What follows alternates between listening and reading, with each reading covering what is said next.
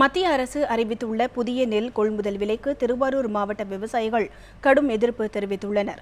இதற்கு அவர்கள் முன்வைக்கும் காரணம் என்ன என்பது பற்றி இப்போது பார்க்கலாம். நெல்லுக்கான ஆதார விலையை குவிண்டாலுக்கு 60 ரூபாய் உயர்த்தி 1410 ரூபாயிலிருந்து 1470 ரூபாயாக மத்திய அரசு அறிவிப்பு வெளியிட்டுள்ளது. ஆனால் இந்த விலை உயர்வால் தங்களுக்கு எந்த பயனும் இல்லை என்றும் இது கட்டுப்படியாகாத விலை என்றும் திருவாரூர் விவசாயிகள் எதிர்ப்பு தெரிவித்துள்ளனர்.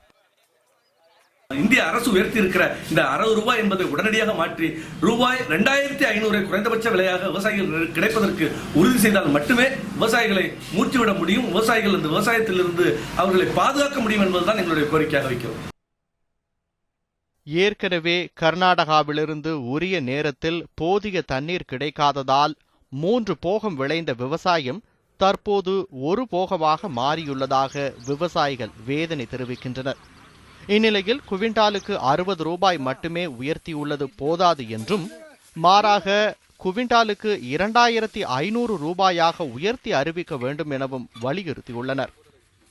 விவசாயத்தை கேவலப்படுத்துகிற மாதிரி எங்களுக்கு இப்போ 60 ரூபா 100 கிலோவுக்கு ஒரு குவிண்டாலுக்கு 60 ரூபா ஏற்றி கொடுக்கறது எங்களுக்கு நிச்சயமாக கட்டுப்படியாகாது.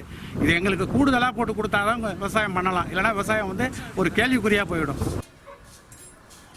இடுபொருட்களின் விலை உயர்வு, கூலி உயர்வு, வறட்சி இதுபோன்ற காரணங்களால் நாளுக்கு நாள் லாபம் குறைந்து வரும் நிலையில் மத்திய அரசு விவசாயத்தை காப்பாற்ற வேண்டுமானால் உரிய விலை நிர்ணயம் செய்ய வேண்டும் என விவசாயிகள் மத்திய அரசுக்கு வேண்டுகோள் விடுத்துள்ளனர்.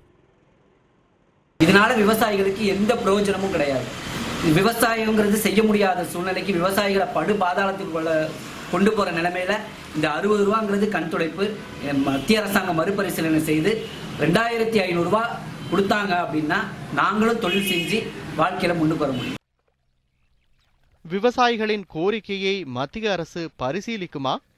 விவசாயத்தையும் விவசாயிகளையும் காப்பாற்ற வேண்டுமானால் நெல்லுக்கு உரிய கொள்முதல் விலை வழங்க வேண்டும் என்பதே அனைவரின் கோரிக்கையாக உள்ளது. செய்தி பிரிவு நியூஸ் 7 தமிழ்.